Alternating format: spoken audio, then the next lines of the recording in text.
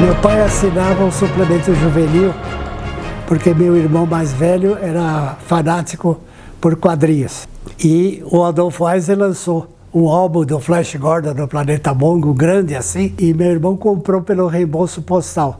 Como demorou, ele também comprou um na banca. No quarto dele ficavam 2 álbuns do Flash Gordon no Planeta Mongo, desenhado pelo Alex Raymond. E eu entrava no quarto dele quando ele estava na escola e ficava copiando os desenhos que estão nesse meu último livro, Sketchbook. Tem alguns desses desenhos. Então tem o meu caderno da escola e o nome, o vigilante, na capa do livro, do caderno da escola, em vez de eu escrever as coisas que o professor falava, na capa eu já punha os personagens e desenhava os quadrinhos lá dentro. Então o pessoal que vê fica surpreso de ver que eu copiava o Alex Raymond muito bem. Copiava tão bem que um dia eu fui contratado pela Editora Abril para fazer as capas do Pato Donald e Mickey e assinar o Walt Disney, porque eu imitava o estilo de todos, o El Cap, o Al Foster, todos eles. Eu toda vez colocava o álbum exatamente na mesma posição que o meu irmão tinha deixado. E um dia ele traz um amigo dele e disse: "Ah, meu irmãozinho desenha bem, quer ver? Mostra os seus desenhos para ele." Aí eu falei: "Puxa, então você é desenhista de história em quadrinho." Fiquei com aquilo na cabeça. No bairro Santana, na zona norte de São Paulo, tinha aqueles bailinhos para a gente ficar encoxando as meninas, porque naquele tempo era tudo muito rigoroso e a chance era dançar com elas. Uma pessoa falou assim: "Ah, me disseram que você desenha bem. Meu irmão é desenhista profissional, vai lá." E me deu o endereço na Rua Duarte Azevedo, também em Santana. Eu fui lá e conheci o João Gitaí, que era um desenhista profissional, daquele estilo antigo que desenhava rótulo de cerveja, história em quadrinho, fazia mapa, letrinha, quer dizer, era um desenhista que fazia de tudo profissionalmente. E eu só desenhava lápis, então ele me ensinou a passar tinta, usar pincel, pena, tudo mais. E aí então eu comecei a trabalhar junto com ele profissionalmente. O Silas Roberg, que era quem sabia escrever melhor do que nós, era o nosso roteirista. Eu sugeri que ele fizesse um faroeste e o Gitaí fez uma excelente página e o Gitaí não quis ir, eu e o Silas fomos na Gazeta Juvenil e mostramos para o Messias de Mello. O Messias de Mello parecia um homem muito retraído, mas na verdade ele era um grande coração. Mas quando ele viu o nosso desenho, disse: "Nossos quadros de desenhistas já estão completos." Quando eu e o Silas íamos saindo com o desenho embaixo do braço, o Jaime Cortez falou: "Posso ver?"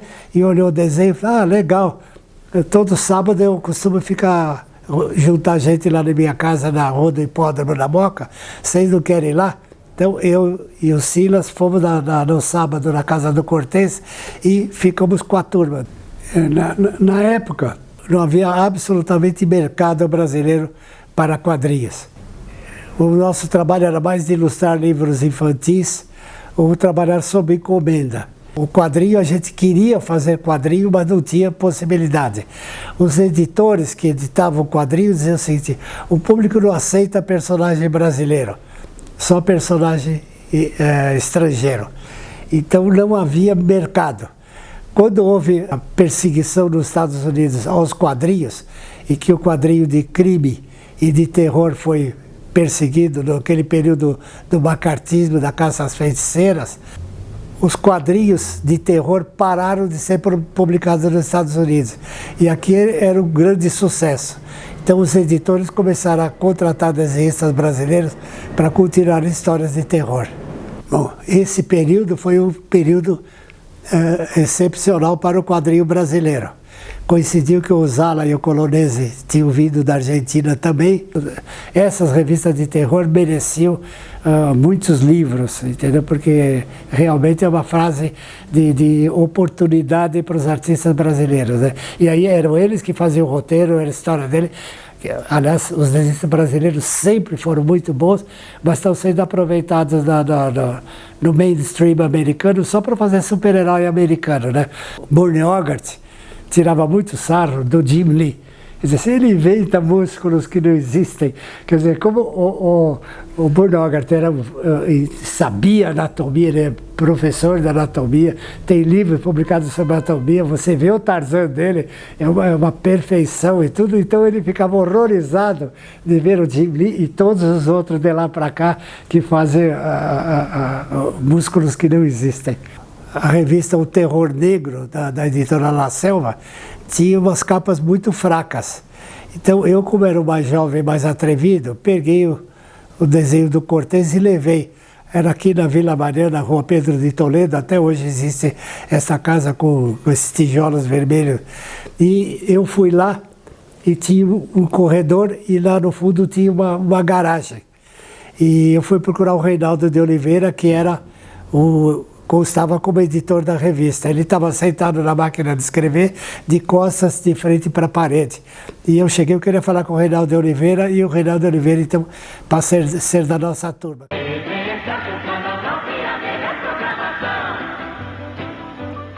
Quando eu dirigia a TV Excelsior, eu tinha o Brasil 60 com a Bibi Ferreira, o Manuel Carlos. E o Manuel Carlos, esse que faz novela hoje na Globo, era meu assistente. Ele chegou com uma folha de São Paulo e mostrou para mim uma notícia pequenininha na folha de domingo. Olha, boia, Alain Resnais criou o Clube des Amis de la Bande Dessinée, que ele é fã de quadrinhos. Então, esses negócios que você sempre falou de quadrinho, agora tem na Europa. Então, quer dizer, eu vi que o Alain Resnais tinha começado esse movimento, e eu na TV Excelsior.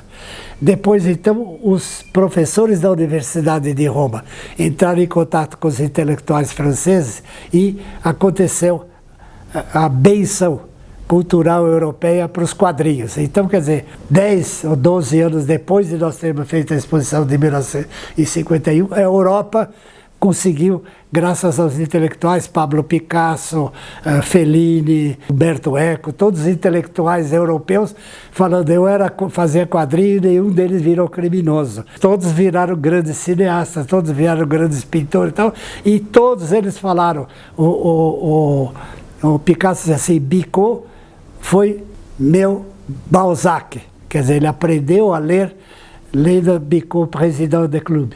Então, quer dizer, de repente, todos os intelectuais europeus começaram a falar coisas surpreendentes sobre a coisa. O Fellini dizia assim, o momento mais feliz da minha vida era quando meu pai chegava em casa e eu via aquele mundo colorido dobrado no bolso do paletó dele, era o Corriere dei Piccoli que ele trazia para mim.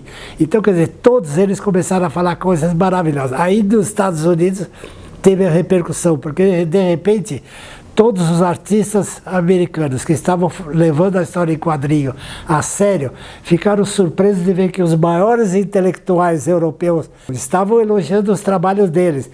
Então, de repente, eles foram convidados para ir para o evento em Bordigueira, e eles chegam lá e veem os grandes intelectuais tratando eles como mestres. E eles sempre pensaram que, como eles sempre foram perseguidos nos Estados Unidos, eles nunca imaginavam que os maiores intelectuais europeus fossem todos eles. Essa exposição de Bordigueira, então, a Bienal de São Paulo trouxe para São Paulo. E eles chamaram a nós, eles sabiam que eu tinha os originais da exposição de 51, e nós, então, os brasileiros, acrescentamos na exposição que veio de Bordigueira alguma coisa. E veio o professor Romano Calise, da Universidade de Roma. E, de repente, ele ficou sabendo que nós, 10 anos antes, já tínhamos feito uma exposição sobre quadrinho. Então, ele convidou os brasileiros, quem quisesse ir. Agora, Bordigueira, eles tinham se desligado da parte de humor de Bordigueira e conseguiram na cidade de Lucca. Então, eles convidaram nós para irmos para Lucca. Eu, o Jaime Cortez, o Maurício de Souza, Sérgio Lima, não o Sérgio Lima dos quadrinhos, mas o Sérgio Lima da Cinemateca. Nós fomos para Lucca, mas nós éramos todos inófitos e não sabiam direito as coisas. Basta dizer que nós chegamos do aeroporto e o Cortez e o Maurício não levaram o passaporte. E perderam a viagem de avião, tiveram que voltar para a casa deles, pegar o passaporte e ir no voo seguinte para Roma. Quando eu cheguei em Lucca, já estava o grande finale. Era o domingo de fechamento. Então eles estavam passando um capítulo do seriado Flash Gordon com Larry Buster Crabbe. E eu sentei ao lado do Luiz Gasca da Espanha e do David Pascal dos Estados Unidos. E o David Pascal ainda estava naquela coisa americana, dizendo assim, que é isso? Eles gostam de Norman Rockwell aqui, Norman Rockwell nos Estados Unidos, aquilo é um lixo, quer dizer, então eles ficam glorificando os quadrinhos americanos, o cinema classe B americano, quer dizer, tudo que nós desprezamos nos Estados Unidos, eles estão achando que é genial, não sei o que mais. Me explica por que esse filme aí, que é uma porcaria, está todo mundo aqui, os intelectuais, vendo isso, tá? E ele queria saber se eu interpretava para ele por que estava acontecendo aquilo. Ninguém ainda tinha noção de que a cultura popular iria ter uma consagração. Quer dizer, os filmes mal feitos, o Ed Wood, quer dizer, tudo que era assim, quer dizer, as pessoas tratavam com outra visão. Eles, então, fizeram uma associação internacional, em que o presidente Alain René, vice-presidente era o Federico Fellini, o Cesare Zavattini, que já tinha ido embora, e o Álvaro Moya, o único representante da América Latina. Então, quer dizer, o Brasil foi tratado assim, porque era um negócio da Europa com os americanos. E, de repente, aparece alguém da América Latina lá, eles começaram a ver o Brasil com outros olhos. Aí então eles nos levaram para Roma, chegou em Roma, eu encontrei com o Cortez e o Maurício que chegaram, e nós então enturmamos principalmente com os italianos. E os franceses nos convidaram. Quando terminar em Roma, vem aqui em Paris. Então nós fomos para Paris convidados pelos franceses, então enturmamos com o pessoal francês. Eu vi que havia um grande interesse de estudo sobre os quadrinhos, também em relação ao brasileiro. E chegou um momento em que a editora Perspectiva me encomendou um livro. Falou, olha, você já falava tudo isso há muitos anos aqui no Brasil, então faz um livro. Aí eu falei, não, mas o nosso escritor era o Silas, e o Silas está muito doente, está morrendo, está entrevado na cama. Escreve você, Moya. Eu falei, não, mas eu não era o roteirista da turma. Não, mas você também fez adaptação para a televisão, você manja disso. Então eu falei, tá bom, mas você faz uma revisão, você vê se está tudo certo, está tudo bem. Aí eu escrevi. E a única coisa que ele falou foi o seguinte, nós estamos em plena ditadura militar, era 1970. Você diz uma frase lá de que as mulheres dos quadrinhos, principalmente a Dale Arden do Flash Gordon, eram um incentivo ao saudável organismo dos jovens. Isso aí, se você quiser, põe. Eu não censuro, mas você fica responsável para ficar elogiando a masturbação no seu livro. E eu falei, não, fica, e ficou. E o meu livro, então, que saiu em 1970 e está sendo reeditado até hoje, ficou um livro seminal sobre os quadrinhos. O Assessino tinha acabado de lançar Boom, a exposição criativa dos quadrinhos, e o MASP tinha trazido uma exposição do Louvre. Então eu falei, puxa vida, nós pegamos os originais daquele 1950, levamos para o MASP e o MASP não quis fazer a exposição de quadrinhos em 1951. Agora o MASP, já que é o Louvre fez a exposição, eles pegam a exposição do Louvre e vêm para cá. Mas o MASP podia ser o primeiro museu no mundo a ter feito uma exposição de histórias em quadrinho. E eles perderam. Mas o Henrique Lipse, que estava organizando, disse, não fala nada disso aí, viu? Você vai fazer uma palestra, você vai entregar um prêmio para o Maurício de Souza e tal, mas não fala essas coisas. Eu falei, não, prêmio para o Maurício de Souza não. Como não? Não. Eu falei, não, eu vou subir no palco e digo o seguinte, o prêmio é para Ziraldo. Todo mundo fala, Ziraldo não está na plateia? Por que ele não veio receber o prêmio? Alguém disse assim, está na cadeia, o Ziraldo está na cadeia, ele estava na cadeia, o Ziraldo.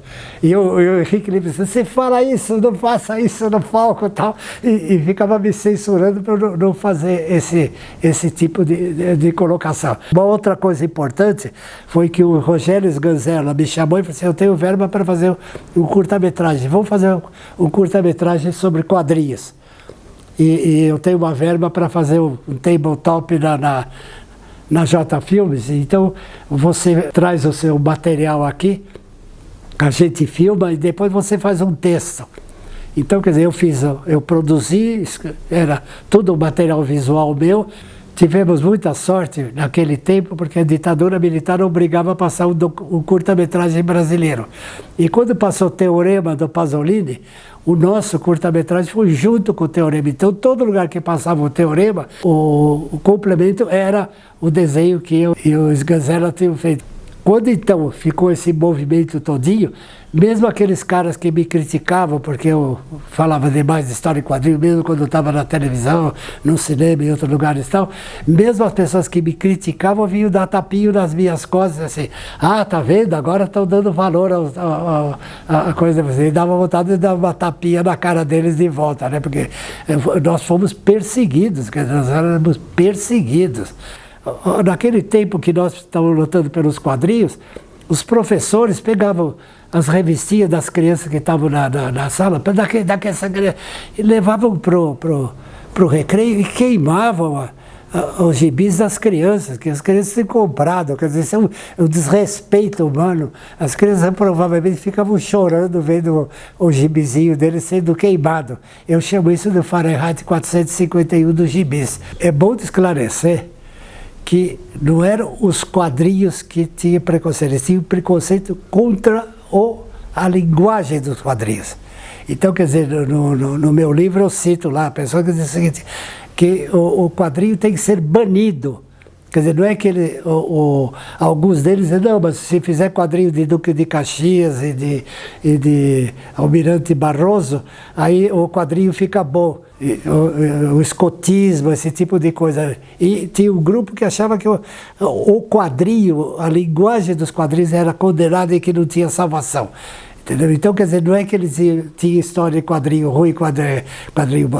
Tudo era ruim nos quadrinhos. Nesse período a gente vai fazer uma exposição a favor da história em quadrinhos, defendendo que aquilo era uma forma de arte, era uma forma de literatura. Era uma loucura, porque nós só tínhamos que nos chocar com todo mundo. E como a gente conseguia escrever na imprensa, na televisão, a gente ficava avisado, porque esse pessoal que era contra não tinha esse trânsito que nós tínhamos na mídia, porque o pessoal de jornal, de televisão, sempre gostou de história em quadrinho. Então, quer dizer, nós tínhamos sempre o apoio da mídia, e esse pessoal que era contra os quadrinhos não tinha o espaço para ficar criticando a história em quadrinho. Então, era uma coisa que realmente nós podíamos usufruir da mídia para fazer a nossa campanha, até essa mudança graças aos europeus. Aí então, o Jacob Ginsburg, tendo publicado o meu Shazam, o título foi o Henrique Lipski que fez, põe um título Shazam, não vai botar o título quadrado. E aconteceu que, de repente, saiu um livro na coleção Debates, Editora Perspectiva, a coleção até hoje de maior prestígio. Ali tinha Humberto Eco, os grandes intelectuais, e no meio um livro sobre história em quadrinho. Foi um livro que teve uma repercussão enorme nas universidades daquele tempo, tanto que a FAO e a ECA da USP se juntaram e lançaram um fanzine, o Balão, que foi o primeiro fanzine moderno no Brasil. Então, quer dizer, foi o Shazam foi uma possibilidade de pegar um grupo também de professores, de estudiosos, de arquitetos e tudo mais tal, também acompanhando a história em quadrinho. Então, quer dizer, nós tínhamos o apoio de jovens como o Laerte, como o Angeli, como os irmãos Caruso, todos eles, e por uma sorte, você vê em 1959, ou seja, 8 anos depois nós fizemos a nossa exposição de quadrinhos, aparece o Ziraldo e o Maurício, que então eles, de uma certa forma, nós semeamos o ambiente, nós criamos condições de editores investir em 2 artistas jovens brasileiros e que imediatamente, diferente de nós, tiveram uma resposta incrível de grande público. Então, tanto a Mônica como os personagens do Ziraldo tiveram uma repercussão com o público brasileiro que nós nunca tivemos. Quer dizer, nós não conseguimos criar uma Mônica, não conseguimos criar o Menino Maluquinho, nem o Pererê do Ziraldo. Então, quer dizer, eles souberam aproveitar e conseguiram, então, modificar. A partir deles dois, então, o quadrinho brasileiro virou outra coisa, né?